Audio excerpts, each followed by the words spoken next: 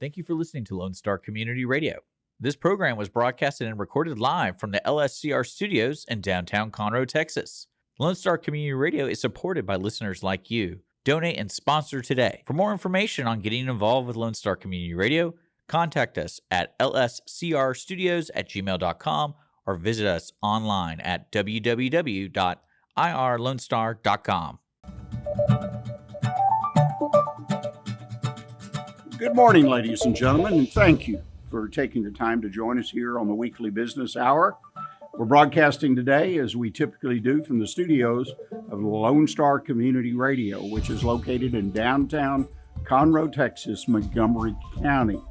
Actually, we are located on the first floor of City Hall, so you can't get any more centrally located than that.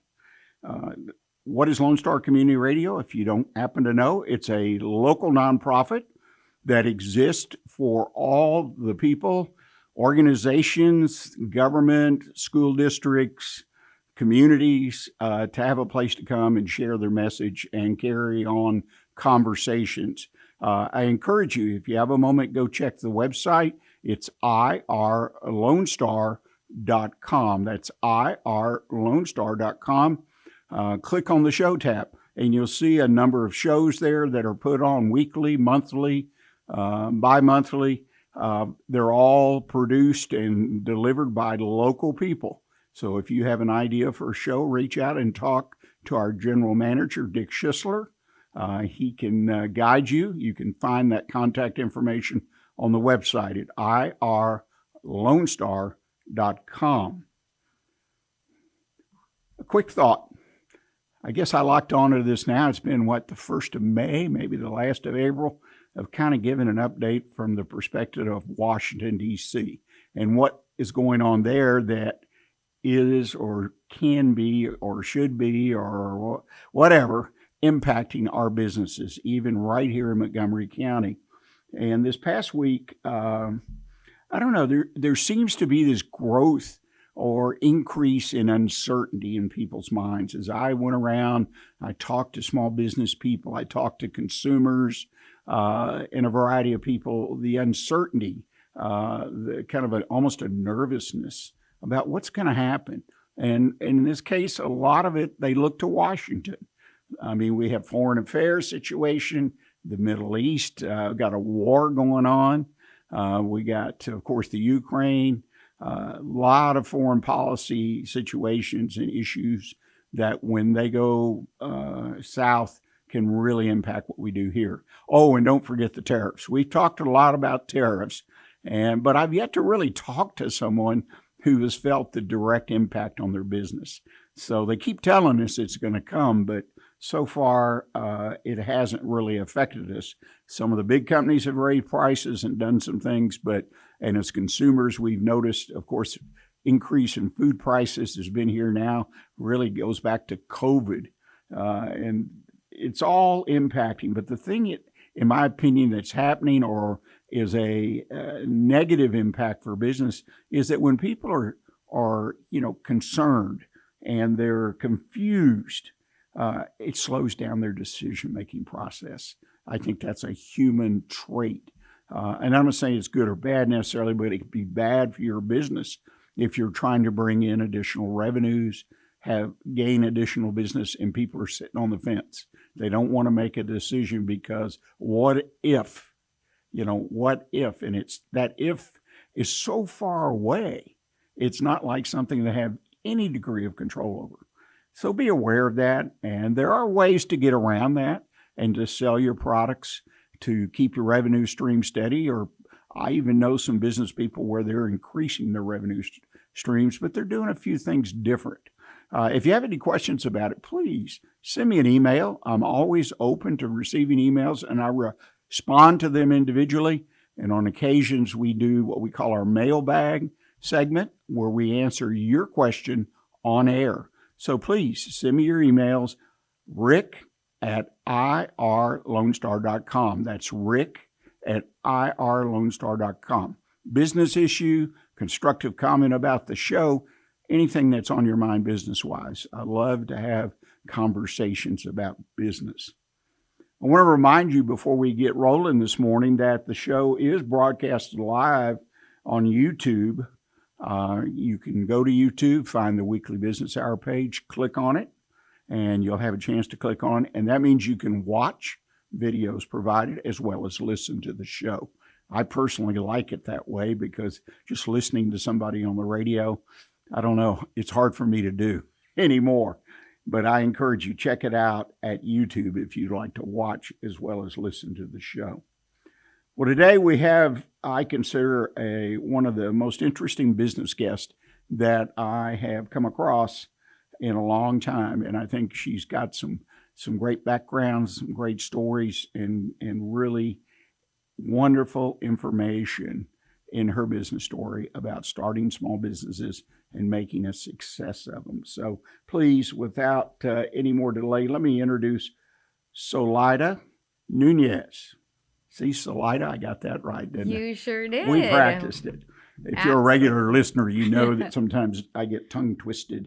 But Solaida, beautiful name. And again, we're very, very happy to have you with us this morning.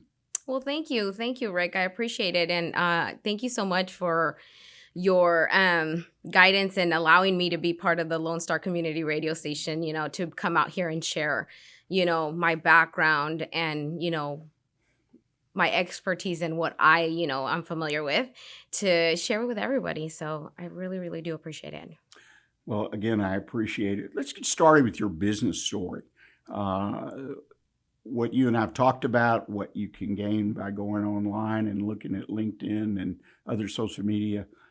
You never really started out to be a small business owner, did you? No, sir. And give us a little bit of background on what caused you to really change course dramatically to become a small business owner. So let me tell you a little bit about me.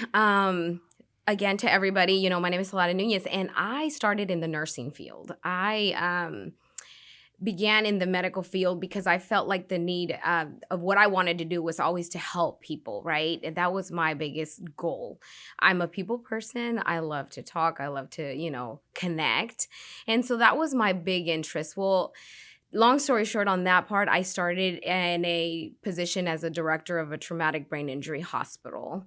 And so there I was able to connect with a lot of people and find out that there's a missing link of people not knowing, being in a situation being in a situation where they didn't know where to go from there because the uncertainty, right?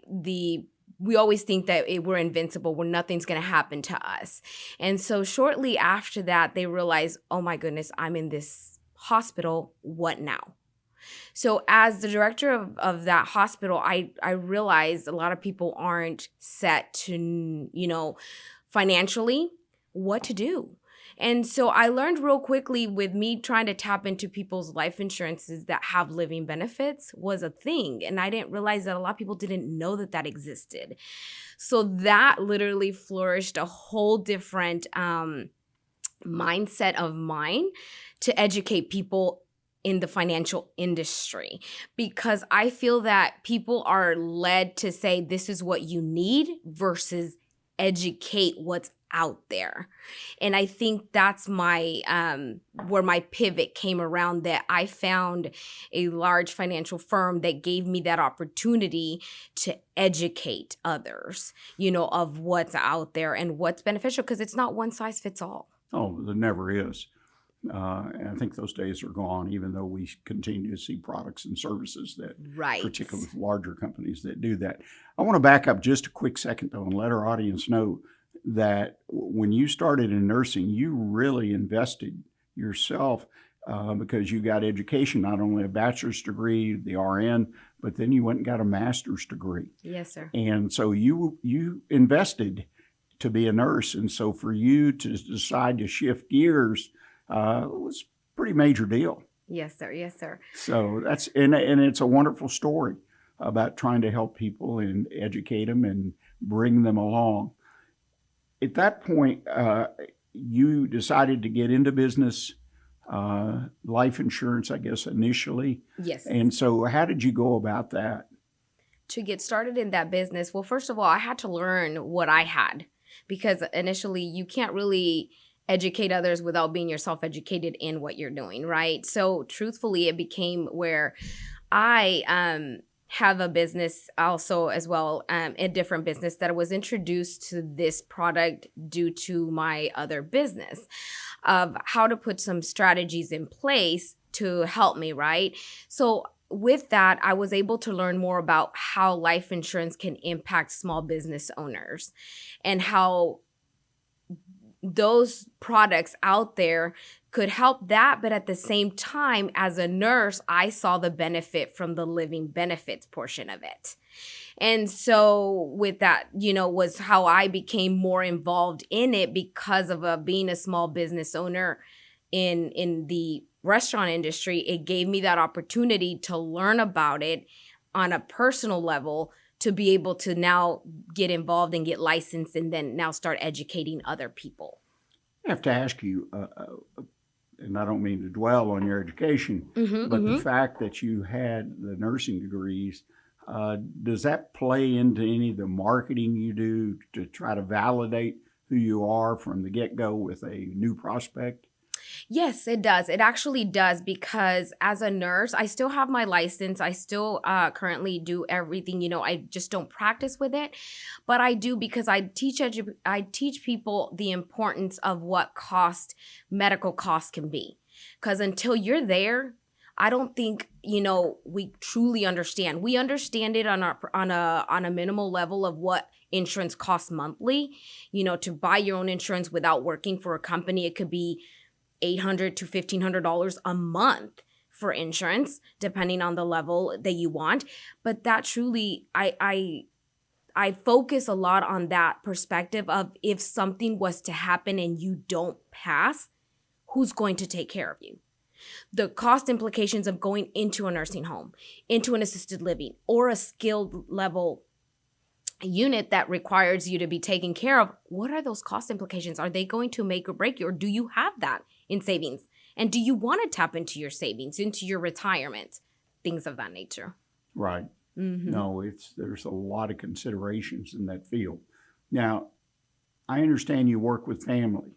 Who in your family is involved in your businesses now?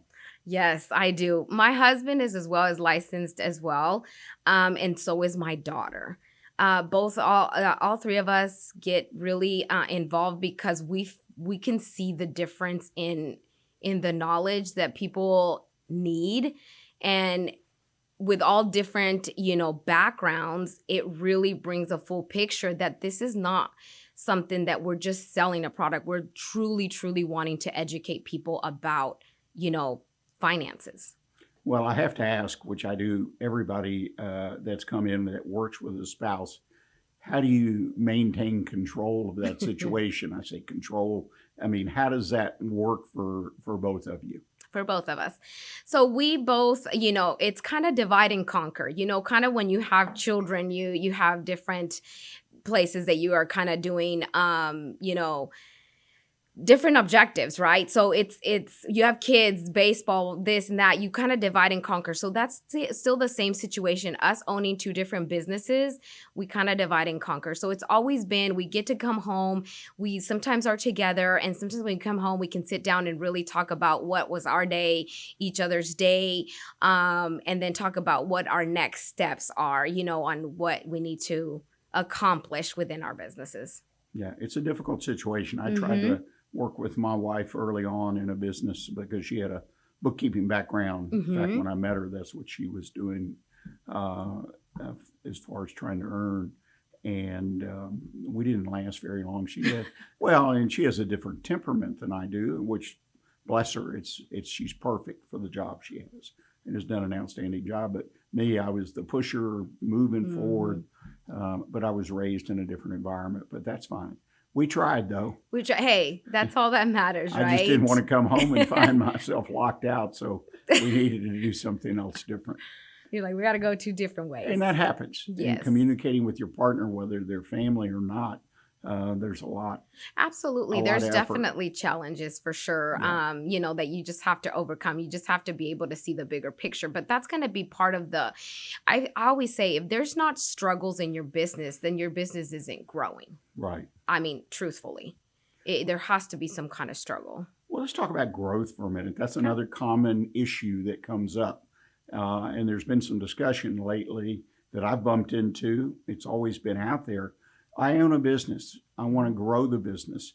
But when I ask someone, once they make that statement and want to talk about it, I say, well, what does growth look like to you? Where do you want to go from today, 3 years, 5 years, whatever, pick a time frame. Okay. What does it look like? And a lot of times, most of the time, they can't answer the question. They just know they want to grow their business, but they don't know what that looks like or how far they want to go. Absolutely. And that story unwinds with people.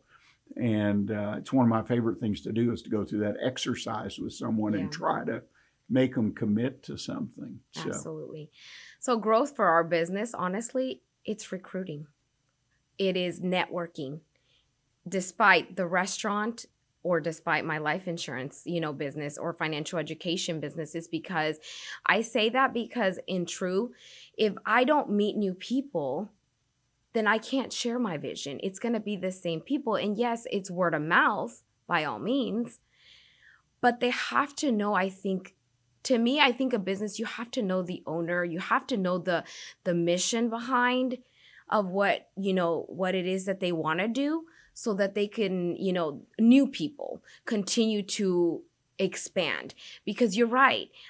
In general, I have been in the nursing field in situations where there is no marketing. And you can see the difference in businesses, right? You can see where it kind of is stagnant. And you really can't, there's not a lot of growth because it's only word of mouth, or maybe another hospital making a referral, or in our business, somebody hears about that.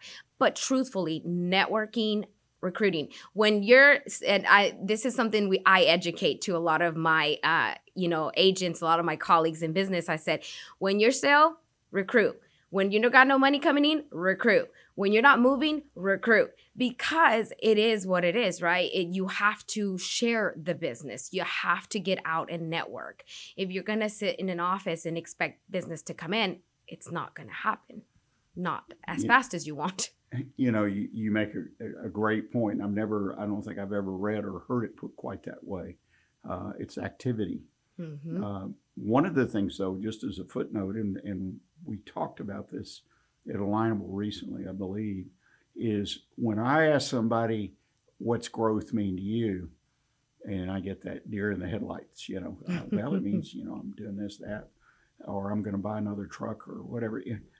Is what I'm really asking people is, what is your vision for your business? I have a client, for example, business has been around for 25 years, and they don't want to grow real fast. It's the way they do things. And they're involved in the day-to-day and deal with customers directly and whatnot.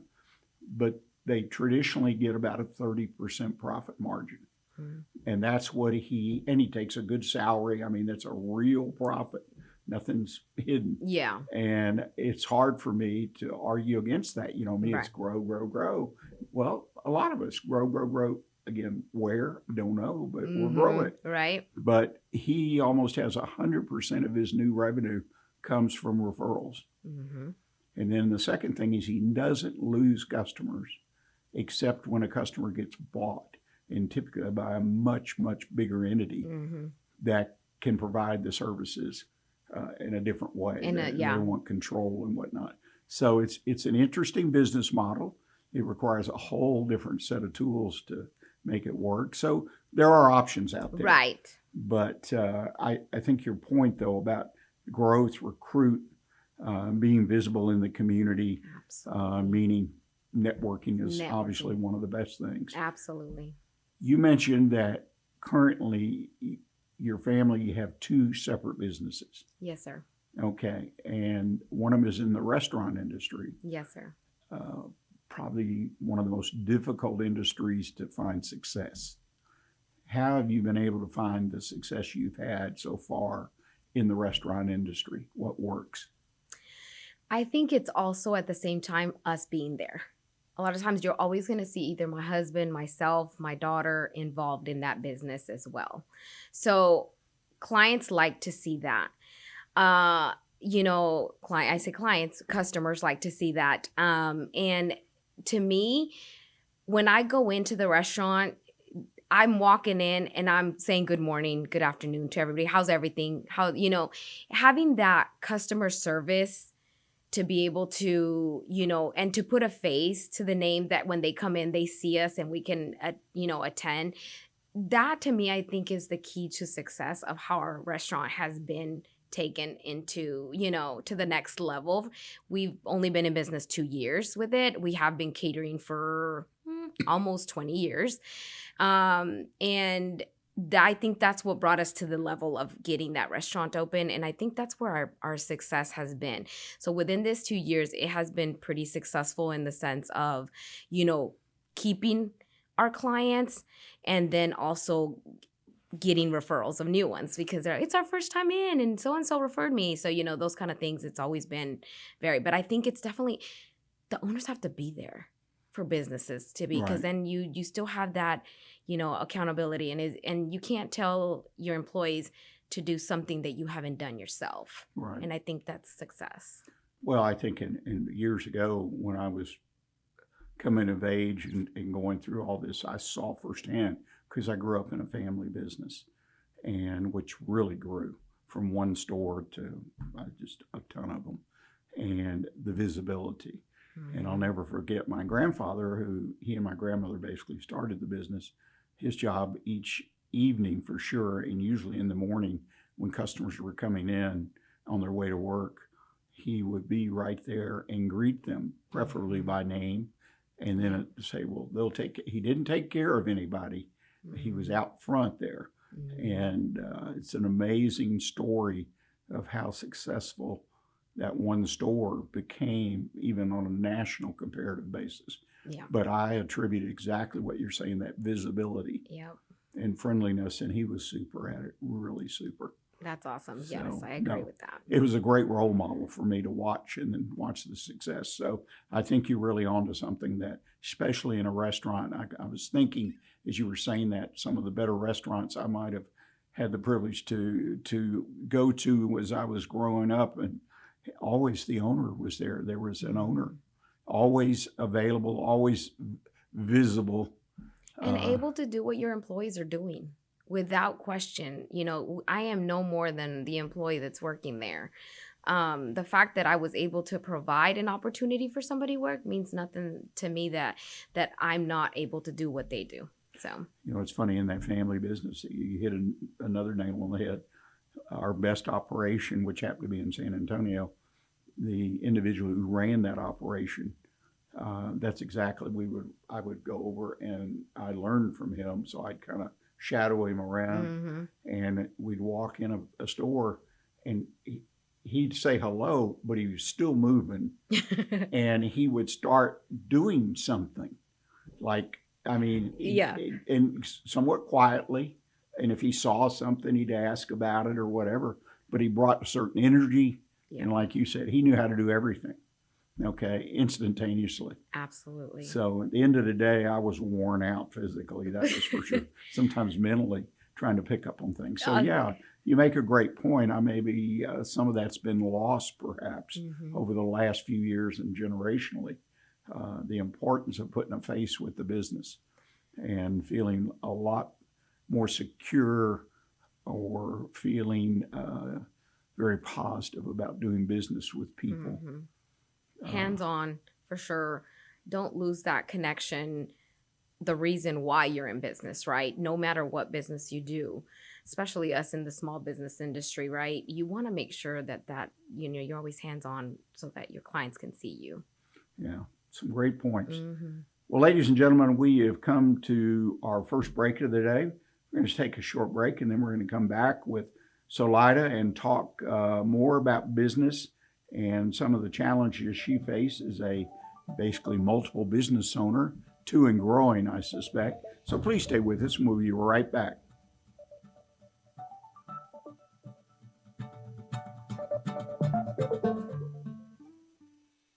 Car enthusiasts of Conroe, FM 104.5 and 106.1 Lone Star Community Radio invites you to shift into gear every Monday from 1 to 2 with Cruising Car Club Talk with Robert and Randy for news on all things automotive in the greater Houston-Conroe area. Can't make a live show? We've got you covered. You can find all of our uncut content, including full episodes on Spotify, iTunes, Play Store, YouTube, Facebook, and irlonestar.com. Again, that's Mondays 1 to 2, Cruising Car Club Talk with Robert and Randy. See you there. Welcome back, ladies and gentlemen. I hope you've enjoyed our conversation so far with Solaida Nunez. Family business. It's got a lot of good elements to think about and consider.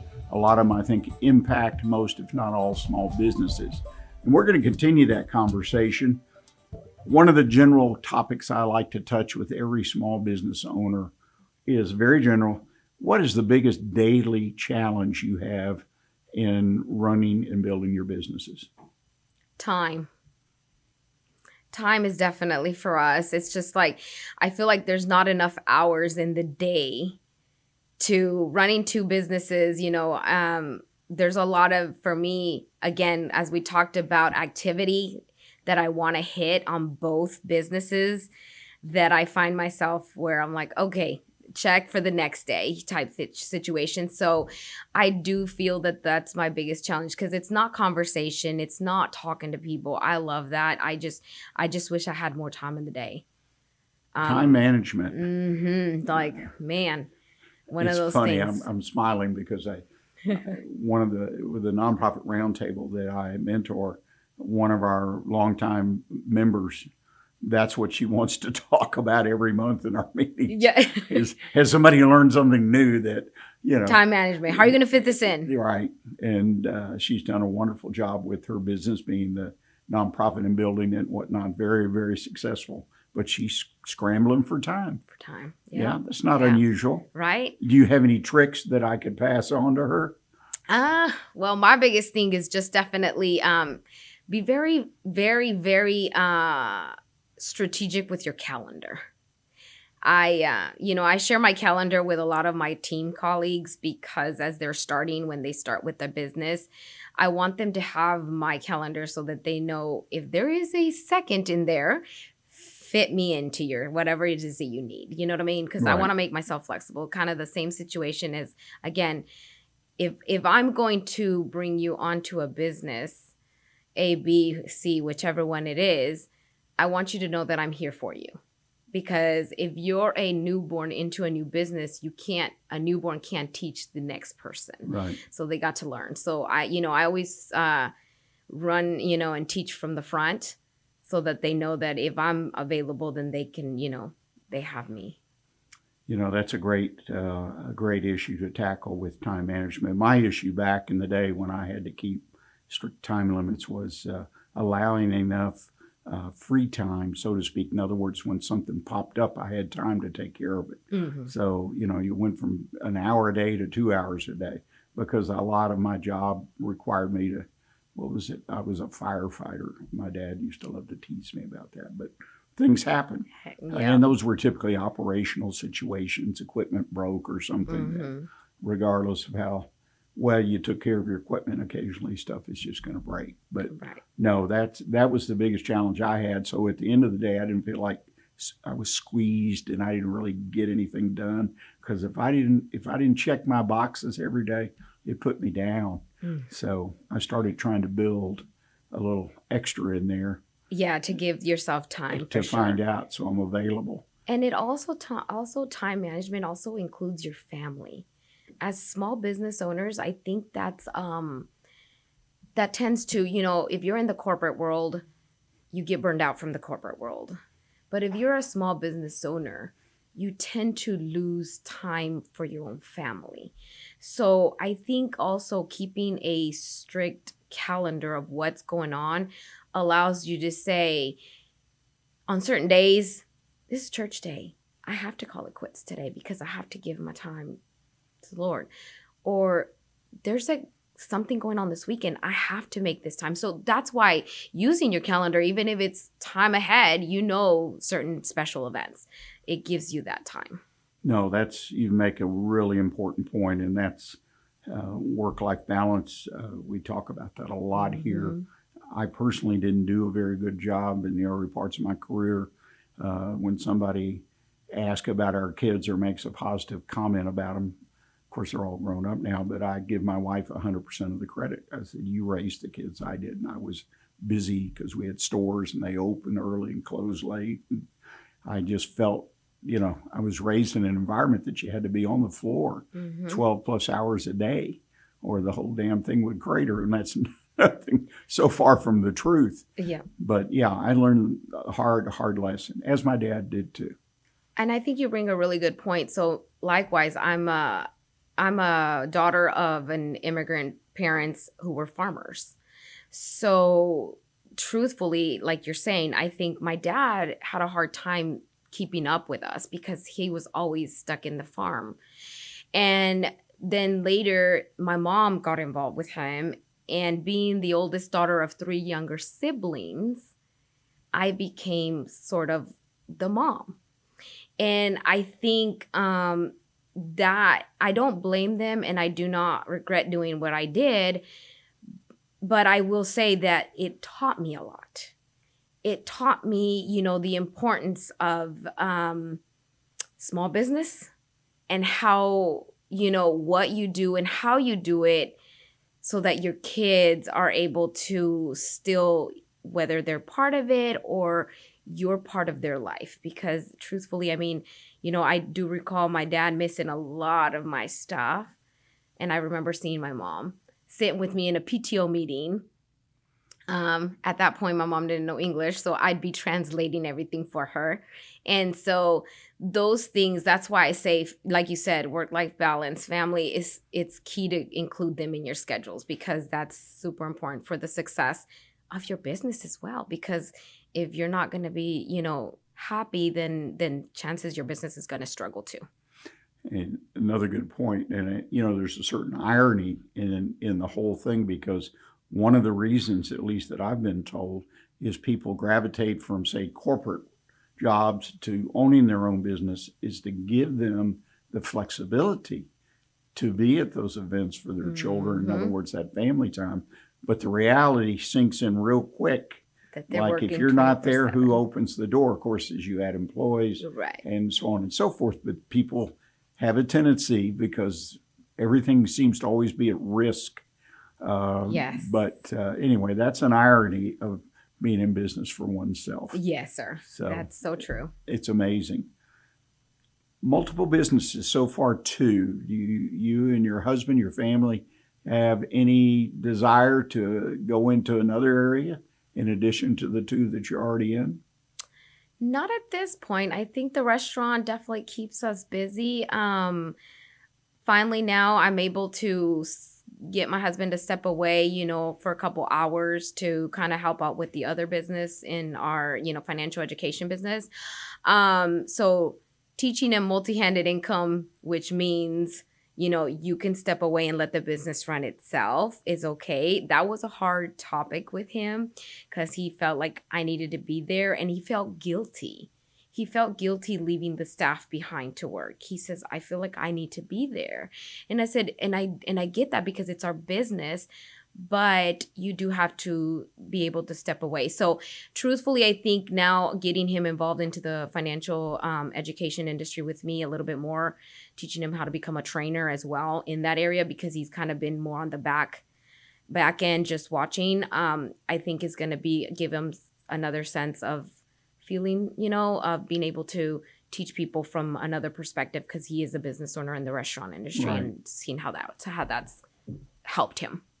That's interesting. You're training him. My wife and I couldn't do that. Boy, I sit here and I said, that's amazing that you two can communicate well enough that he allows himself to be trained. I think it's wonderful. And it's what you've got to do with your partners and the communications. Over the years, I've heard so many complaints, read so many stories about partners, people totally unrelated, and the problems that happen and when they happen, what happens. And then typically it all gets down to communication.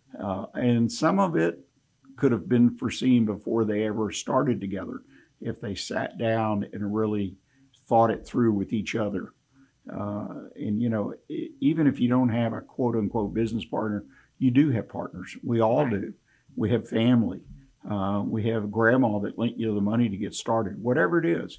And small business people have a tendency to forget about their partners. Yes. And to me, one of the keys to success, particularly if your partner's your family, is the communication with your spouse or maybe the entire family, kids. I'm not, you know, it depends on your dynamics, but they know what the risks are. They know what's going on to some extent, but especially if the spouse. Yep. Because you need their support. Absolutely. My husband comes from the engineering background, so he's definitely, I'm more the talkative. He's been more of the, you know, backside of it. And definitely he's always been, when he decided that, you know, in the engineering world, you can imagine the layoffs here and there, going back and forth. He was in the car industry and then he was in the oil and gas industry. So that's been one of those things that pushed us to the next level.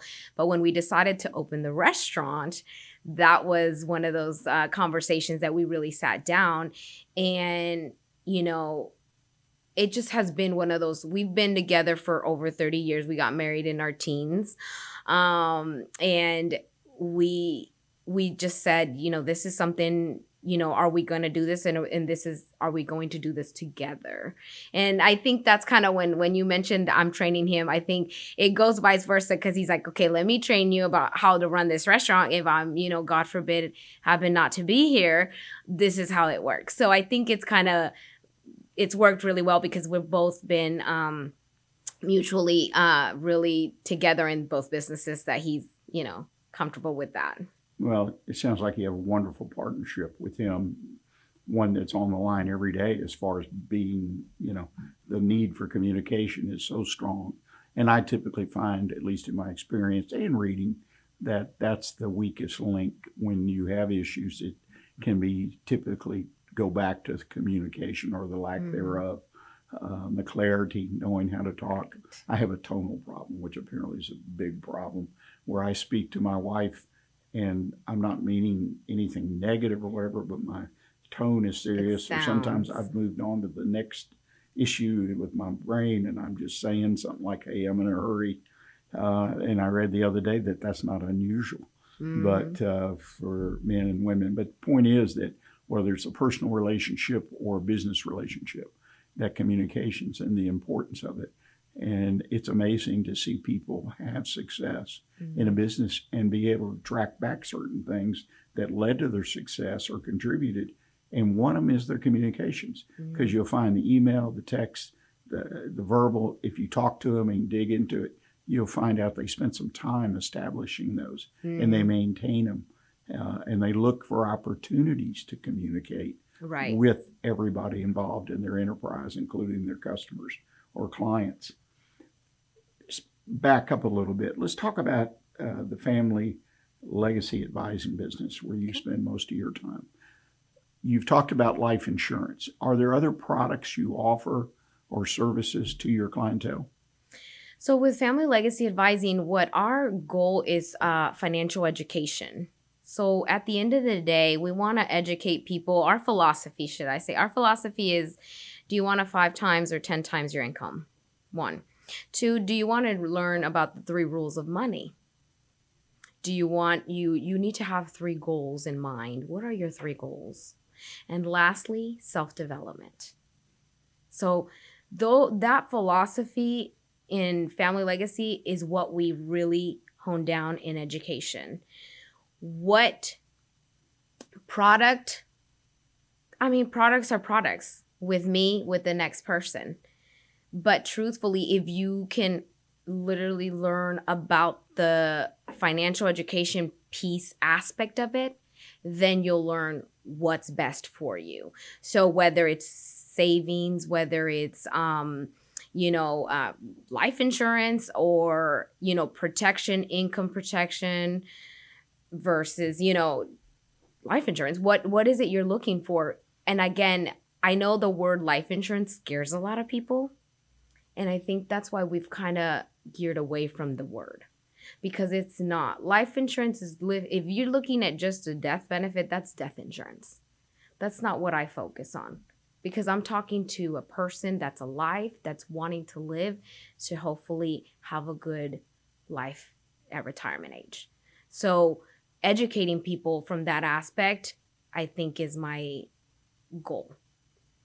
It's interesting because some of the education I received in that area, whether it be life insurance, personal insurances, I was blessed, I guess, due to my father's leadership, but he believed that your insurance agent, I'm talking about property at this point, was one of your key advisors, not just taking care of your insurance business.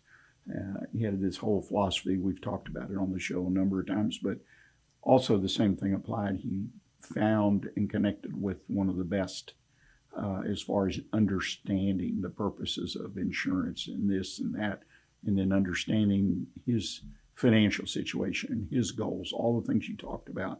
And before they even talked about what product or not. Correct. And one of the things I learned, at least in my case, our situation, we had a lot of kids, and which meant a lot of college potentially,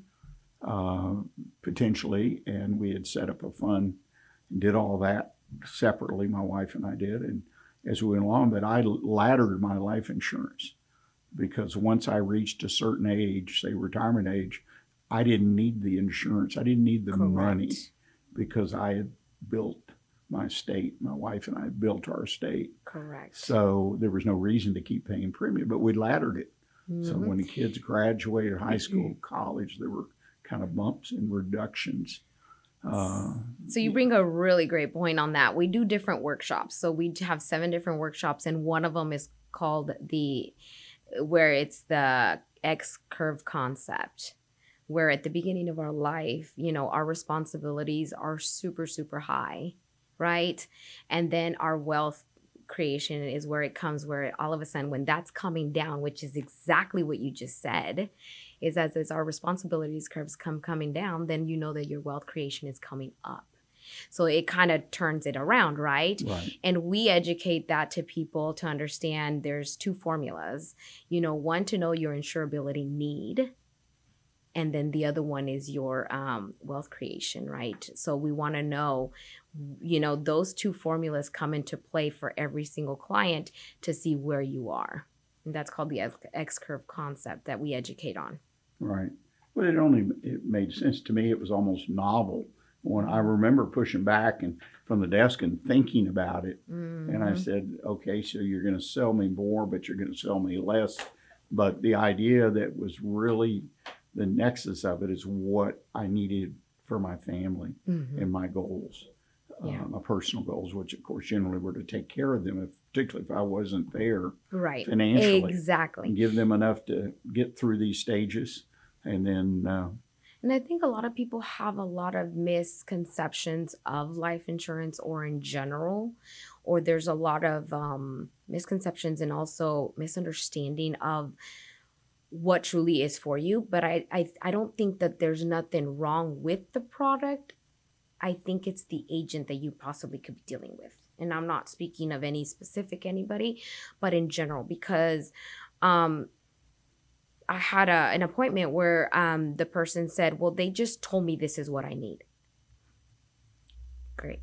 It's not really for me to tell you what you need. It's for me to share to you what's out there and what fits better in your plans, right? What is it that you're needing? Like you said, you had 5, you had children. So what fit better for your budget and what you wanted for your kids in the future, or what it was that you needed for yourself and your wife when you guys, or in the means that God forbid that you weren't here, what was going to be left behind for your kids, those kind of situation. And so I think that's how I now feel very strongly on, it's not the product, it's the agent you're dealing with. Did they really sit down and educate you, or did they tell you? Right. Yeah. Plus, I think it's incumbent on us, like it is in every area, whether it be personal or particularly in business, is to stay educated. In other words, do some reading, connect with seminars, and so on and so forth. It's funny, my final year in college, we had a general course. Everyone had to take it who graduated. And one of the things, they were teaching us the practical aspects, that's my take on it, of going out in the world. And one of the class or several classes was how to maintain your education. And literally the professor's up there talking about magazines and what magazines offer what, and going through them with you and challenging you, the books, and so on and so forth. And there wasn't an internet, so which just makes it, in my mind, easier to access information. So it's very important. Well, ladies and gentlemen, we're going to take our final break for today. And when we come back, we're going to kind of wind it up. I want to get Solaida's perspective on our current economic situation here in Montgomery County and the surrounding areas, and see what she sees and hears about how things are heading upward, we hope, in Montgomery County. So please stay with us. We'll be right back.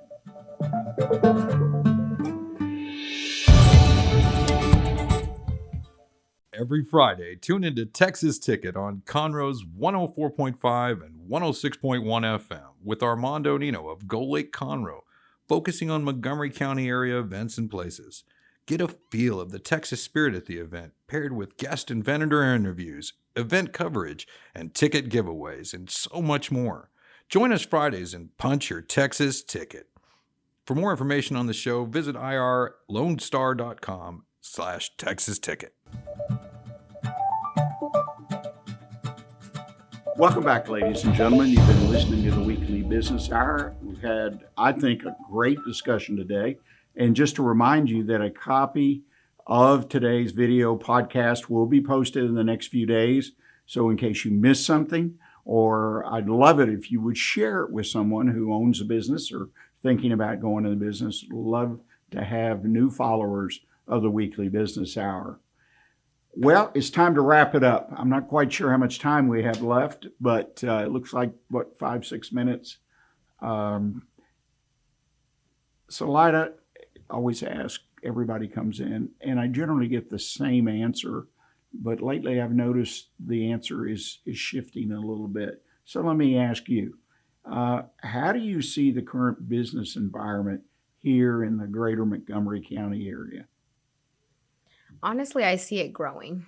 I have seen such a huge expansion in the Montgomery area where we are out there of growth, the number of neighborhoods coming up, which brings more business, which brings maybe more business owners that are going to be opening areas out here.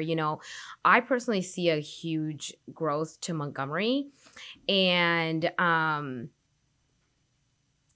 I just think that it's going to be a lot better for us because, from the perspective of both my businesses, the restaurant bringing more people to eat, or also from the other is our, financial literacy, being able to educate more people, about finances for sure. So I do see a big expansion.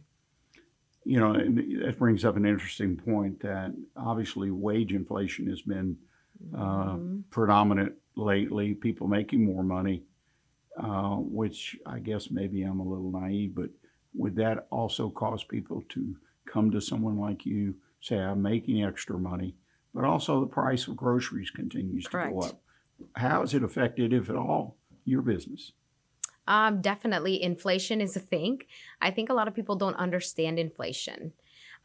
Even though we pay it every day, we see it every day, they can't put it into perspective of what it means for them. And when I say that is because we do educate on inflation, the silent killer. In my medical world, hypertension, the silent killer.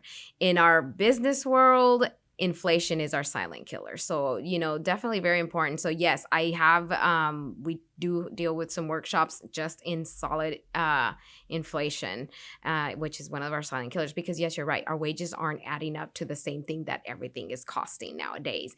And people don't understand. And, a very easy example is the same $100 that you used to buy groceries 10 years ago. Is it the same $100 that you're buying groceries this year? It's like, no, it's usually, difference of $150 to make the same groceries, It definitely is out of balance. There's no doubt in my mind. Mm-hmm. And I think it's going to sneak up on people that hadn't already done so. Absolutely. Well, Solaida, I can't thank you enough for you coming today and sharing your story. I wish you and your family much success in your businesses. If folks want to reach out to you, what's the best way for them to make contact with you? Absolutely. They can always call me. Like I said, Family Legacy Advising. They can call me at 281-703-3185. We are now opening our new location in Montgomery, and it's off of 15845 Texas 105 in Montgomery, Texas. And then again, they can call me at 281-703-3185. Or as well, come out and meet us at Porky's Belly Barbecue in Montgomery on 2854 in Honey, Egypt. So we are there as well. I'll tell you one thing about that location. That corner is getting busier and busier. And based on things that are happening in that area, because I live in that area, it's going to get busier and busier till it pops. I mean, thousands of new homes planned to both the south and to the east and west. Again, thank you so much for taking your time and being willing to share your story. And I encourage everyone who's listening, please put us on your calendar. Next week, 11 a.m., we'll be here, and we'll have another great guest to visit with us. And as I always say, until next week, always keep your focus on what is important and counts in your business. Thanks.